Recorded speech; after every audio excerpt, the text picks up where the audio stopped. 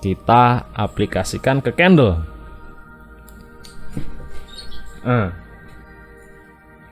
Nah, contoh hari pertama, hari 1, harga turun dari sini ke sini, brung gitu. Oke, stabil di situ-situ aja, di antara ring itu. Oh, laser. Oke, di antara sekitar 120-an sampai 115-an. Ini contoh. Harga stabil di situ aja. So, terjadi ketidakseimbangan. Permintaannya banyak yang beli, sedikit yang jual. Akhirnya apa? Penjualnya ngentol, bener nggak? Ngentol, gitu. Jual mahal. Dia maunya jual di angka 140 gitu. Tidak seimbangan. Di sini, oke, di sini hari keempat ya. Oke, hari keempat close di sini 140 gitu. Nah, ternyata stoknya menipis lagi. Stok menipis, akhirnya harga naik lagi. Oke. Harga naik lagi. Besoknya di sekitar 150-an. Dan kurang lebih stabil di situ. Oke, 150. What happened next day? Harga turun. Kenapa? Ada stok baru masuk. Ada seller masuk, stok masuk, yang menghantam harga ke sini. Nah, disinilah terbentuknya resisten dan supply demand pen. Nah, di sekitar sini itu adalah zona demand karena stabil demand. Nah, di sini itu adalah resisten. Kenapa resisten terbentuk? Ya, karena di area situ pernah terjadi pembalikan harga, gitu. Pernah terjadi pembalikan harga. Oke, next. Shroom. Oke. Agak naik sedikit. Oke, naik sedikit lagi. Naik tapi ragu-ragu. Oh, what? Harga naik dan naik. Pointer. What happened? Membentur resisten. Nah, membentur resisten. Nah, di area resisten ini kan sebenarnya ada banyak faktor sih. Contoh di sini supply itu akan cenderung bereaksi di tempat yang sama. Kenapa? Contoh gini, di suatu desa itu kan lahannya segitu-segitu aja ya. Kalau panen ya kemungkinan segitu-segitu aja kalau panen mentok. Contoh di desa X gitu, panen itu tertinggi bisa sampai 10.000 ton gitu. Nah, mentok-mentok nanti panen juga 10.000 ton atau kurang lebih segitu gitu. Bisa lebih dari segitu jika ada pembukaan lahan baru gitu. But secara psikologi secara logika itu akan di situ-situ tok kalau nggak ada pembukaan lahan baru. Itulah kenapa yang membuat stok berada di resisten gitu. Oke, harga turun. Harga turun lagi, reject di resisten. Satu, di sini banyak seller. Itu faktor paling gede, itu banyak seller. Digambarkan di chart itu seperti resisten.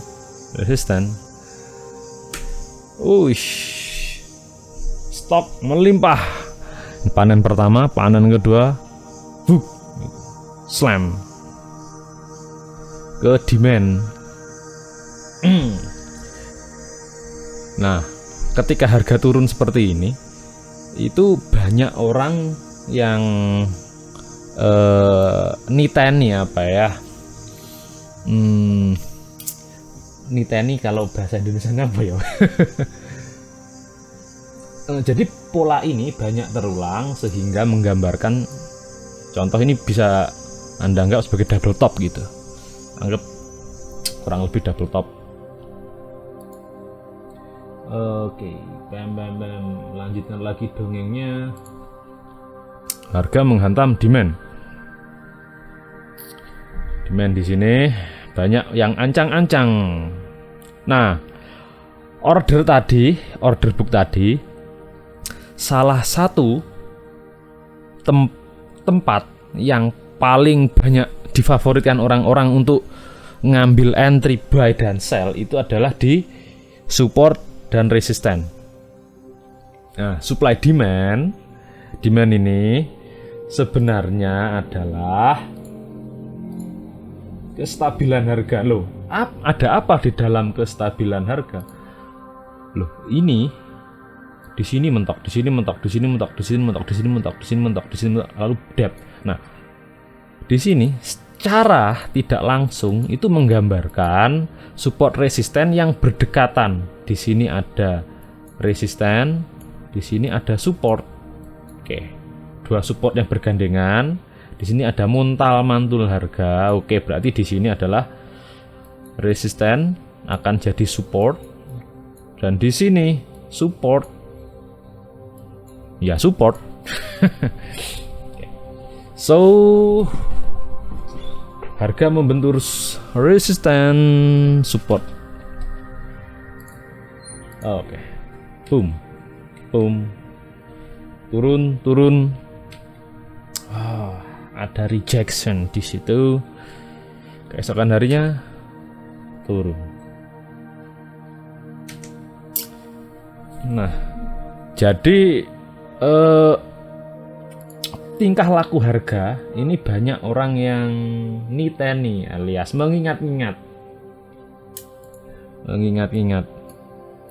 ini, atau apa ini, falling wedge, atau ada orang-orang yang menganggapnya kayak gini. Intinya niteni atau di sini banyak orang menganggapnya support. Ketika ditembus jadi resisten, bisa jadi ada reaksi ke bawah gitu. Dan seperti itu, tren turun. Tuh. Kalau yang penganut tren, kemungkinan di sini ini tuh kayak tren turun. Oke. Berarti nanti kalau harga membentur ini bisa jadi akan membentur ke bawah. Ya, seperti itu. Nah, itulah lahirnya ilmu titen. Ilmu niteni yang menghasilkan pola-pola ini. Jadi pola-pola ini terbentuk itu sebenarnya dari apa ya? History repeat itself gitu loh. Tindakan manusia itu sebenarnya kurang lebih seperti itu. Tindakan manusia secara psikologi whatever itu. Terkadang seperti ini. Nah, beberapa kali pola seperti itu terulang, jadi oleh para ahli diingat-ingat, dicatat, dan dijadikan pola. Contoh head and shoulder, bener ya pronoun saya, head and shoulder. Itu pembalikan harga dari tren naik. Kalau pola ini terbentuk akan turun. Oke, bisa jadi ya, bisa jadi enggak. Nah, kalau bisa jadi ya, oke, fine, Anda profit. Kalau bisa jadi enggak, orang-orang menganggapnya sebagai anomali, bla bla bla. Nah, itulah kenapa gini, acak tapi berpola tapi acak. Itulah kehidupan. Ada polanya tapi kelihatan acak. Nah, acak tapi kelihatan berpola. Fraktal namanya. Fraktal. Anda browsing apa itu fraktal. Nah, itulah kenapa ada polanya, ini akan berulang. Tapi cuman kalau Anda tanpa money management langsung hajar lot, pas anomali Anda hajar lot, hancur akun Anda. Itulah gunanya money management. Itu penting. Oke, gitu ya gitu, tapi nggak gitu amat.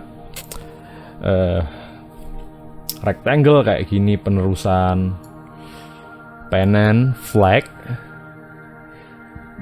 Bagi yang pemula pasti Anda akan diajarkan seperti ini. Ya memang ini adalah apa ya, para ahli mengingat-ingat pola-pola yang sering terjadi gitu, lalu dibukukan. Apakah akan terjadi? Yes, ini terjadi di masa lalu, masa sekarang, dan masa depan akan terjadi. Tapi akan ada waktunya pola ini fail. Ada waktunya, makanya money management tetap penting.